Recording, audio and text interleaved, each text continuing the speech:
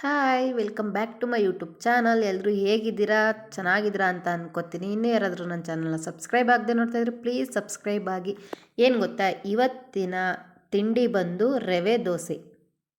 ನಿಮ್ಮ ಹತ್ರ ಬರೀ ಜಸ್ಟ್ 10 ಮಿನಿಟ್ಸ್ ಟೈಮ್ ಇದೆ ಅಂದರೆ ಸಾಕು, ಈ ಥರ ದೋಸೆನ ಆದಷ್ಟು ಬೇಗ ಮಾಡ್ಕೊಬೋದು. ನಿಮ್ಗೆ ಟೈಮ್ ಕೂಡ ಸೇವ್ ಆಗುತ್ತೆ. ಮತ್ತು ಇದನ್ನು ಹೇಗೆ ಮಾಡೋದು ಅಂತ ನೋಡೋಣ ಬನ್ನಿ. ನೋಡಿ, ರವೆ ತೊಗೊಂಡಿದ್ದೀನಿ. ರವೆ ಅಂದರೆ ವೈಟ್ ರವೆ ಬರುತ್ತೆ ಅಲ್ವಾ, ಬನ್ಸಿ ರವೆ ಅಲ್ಲ, ವೈಟ್ ರವೆ ಬರುತ್ತೆ ಅಲ್ವಾ, ಅದನ್ನು ತೊಗೊಂಡಿದ್ದೀನಿ. ಮತ್ತು ಅವಲಕ್ಕಿ. ಅವಲಕ್ಕಿ ನೀವು ತೊಗೋಬೇಕಾದ್ರೆ ಈ ಥರ ಒಂದು ಲೋಟನ ಅಥವಾ ಏನಾದರೂ ಒಂದು ತೊಗೊಳ್ಳಿ. ನೀವು ಎಷ್ಟು ರವೆ ತೊಗೊಂಡಿರ್ತೀರೋ ಅದೇ ಅಳತೆಯಲ್ಲಿ ಅವಲಕ್ಕಿ ಕೂಡ ತೊಗೋಬೇಕು. ಇಲ್ಲಾಂದರೆ ದೋಸೆ ಬರೋದಿಲ್ಲ. ಅದಕ್ಕೋಸ್ಕರ ರವೆ ಎಷ್ಟು ತೊಗೊಂಡಿರ್ತೀರೋ ಅವಲಕ್ಕಿನೂ ಅಷ್ಟೇ ತೊಗೋಬೇಕು ನೀವು. ನೋಡಿ, ಒಂದು ನಿಮಿಷ ಸಾಕು. ರವೆನೂ ನೆನ್ಕೋಬೇಕು ಮತ್ತು ಅವಲಕ್ಕಿನೂ ನೆನ್ಕೊಬೇಕು. ಒಂದು ನಿಮಿಷ ಆದರೆ ಸಾಕು ಅನ್ಕೋತೀನಿ. ಮತ್ತು ಇದನ್ನು ರುಬ್ಕೊಳ್ಳೋಣ. ಮಿಕ್ಸಿ ಜಾರ್ನ ತಗೊಂಡು ಅವಲಕ್ಕಿ ಎಲ್ಲ ಪೂರ್ತಿ ಹಾಕ್ಕೊಳ್ಳಿ. ರವೆ ಮತ್ತು ಅವಲಕ್ಕಿ ಎರಡನ್ನೂ ಒಂದರಲ್ಲೇ ರುಬ್ಕೊಳ್ಳಿ, ತೊಂದರೆ ಇಲ್ಲ. ಏನು ಸಪ್ರೇಟ್ ರುಬ್ಕೋಬೇಕು ಅಂತ ಏನಿಲ್ಲ.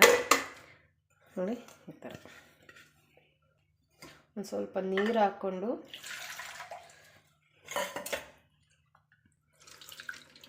ಆದರೆ ಅದು ನುಣ್ಣಗಾಗಲ್ಲ. ಮತ್ತು ಇವಾಗ ನುಣ್ಣಗೆ ರುಬ್ಕೊಳ್ಳೋಣ ದೋಸೆ ಹಿಟ್ಟಿನ ಅದಕ್ಕೆ. ನೋಡಿ, ರುಬ್ಕೊಂಡಿದ್ದೀನಿ. ನೋಡಿ ಎಷ್ಟು ಹೆಂಗಾಗಿದೆ ನೋಡಿ. ಇವಾಗ ಇದನ್ನು ಈ ಥರ ಒಂದಕ್ಕೆ ಬದಲಾಯಿಸ್ಕೊಂಡು, ಬರೀ ಇಷ್ಟೇ ಆದರೆ ದೋಸೆ ಆಗುತ್ತಾ? ಇನ್ನೂ ಏನೇನು ಬೇಕು ಅಂತ ಹೇಳ್ತೀನಿ ನೋಡಿ. ಸೋಡಾ ಬೇಕು, ಸೋಡಾ ಹಾಕ್ಕೊಳ್ಳಿ. ಸ್ವಲ್ಪ ಉಪ್ಪು. ಇನ್ನೂ ಒಂದು ಮೇನ್ ಏನು ಗೊತ್ತಾ, ಮೊಸರು.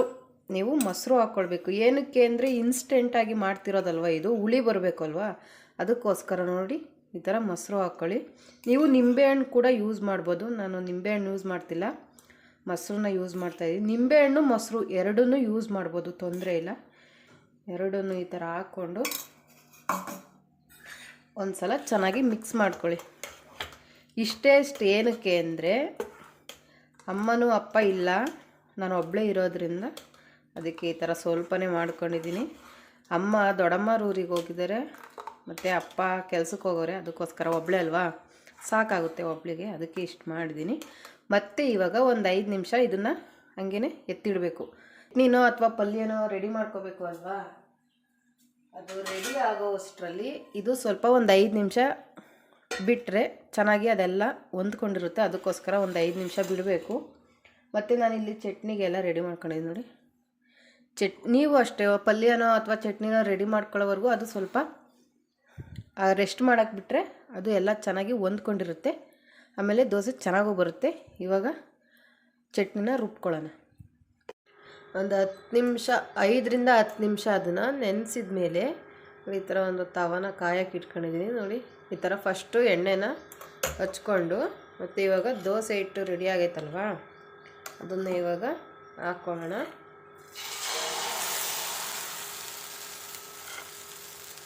ನಾನು ಇದು ಫಸ್ಟ್ ಟೈಮ್ ಮಾಡ್ತಾ ಇರೋದು, ನೋಡಬೇಕು ಹೆಂಗೆ ಬರುತ್ತೆ ಅಂತ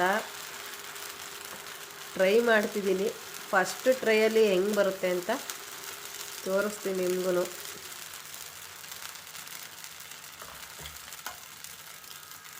ಮತ್ತು ಇದ್ರ ಮೇಲೆ ಸ್ವಲ್ಪ ಈ ಥರ ಎಣ್ಣೆನ ಹಾಕ್ಕೊಳ್ಳಿ. ನೀವು ಎಣ್ಣೆನಾದರೂ ಹಾಕ್ಕೋಬೋದು ಅಥವಾ ತುಪ್ಪನಾದರೂ ಯೂಸ್ ಮಾಡ್ಕೋಬೋದು.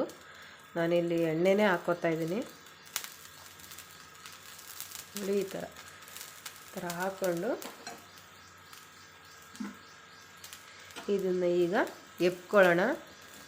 ನಾನೆಲ್ಲೂ ಇದನ್ನು ಸ್ಕಿಪ್ ಮಾಡ್ತಿಲ್ಲ, ನಿಮ್ಗೆ ಹಂಗೆ ನೋಡಿ ಹಂಗೆ ತೋರಿಸ್ತಾ ಇದ್ದೀನಿ. ನಾನು ಯಾವುದೂ ಎಡಿಟಿಂಗ್ ಎಲ್ಲ ಮಾಡಿಲ್ಲ.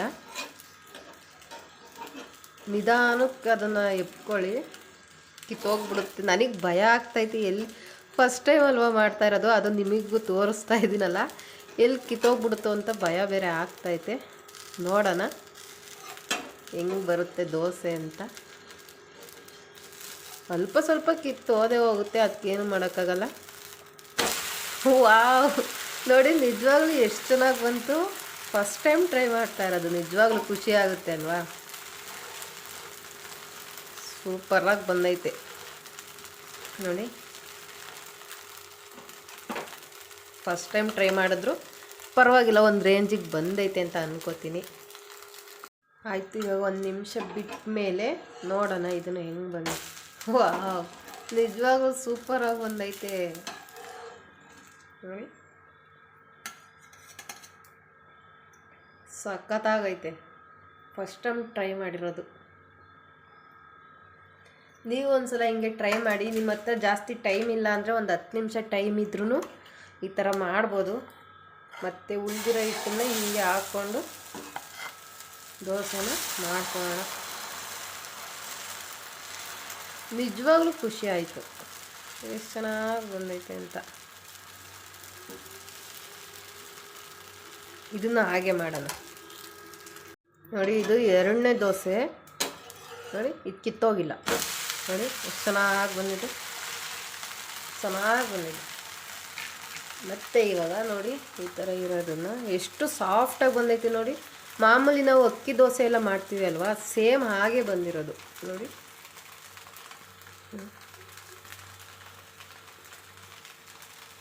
ವಾವ್, ಸೂಪರಾಗಿದೆ ನಿಜವಾಗ್ಲೂ. ನೋಡಿ, 2ನೇ ದೋಸೆನೂ ರೆಡಿ ಆಗಿದೆ. ಸಾಫ್ಟಾಗಿದೆ ನೋಡಿ. ಸೂಪರಾಗಿದೆ. ನೀವು ಒಂದ್ಸಲ ಈ ಥರ ಟ್ರೈ ಮಾಡಿ, ಹೇಗೆ ಬಂತು ಅಂತ ಕಮೆಂಟ್ ಮಾಡಿ. ಈ ವಿಡಿಯೋ ಇಷ್ಟ ಆದರೆ ಮಾತ್ರ ಲೈಕ್ ಮಾಡೋದನ್ನು ಮರಿಬೇಡಿ. ಹಾಗೆ ಸಬ್ಸ್ಕ್ರೈಬ್ ಮಾಡ್ಕೊಂಡು ವಿಡಿಯೋನ ನೋಡಿ. Thank you, love you all, bye.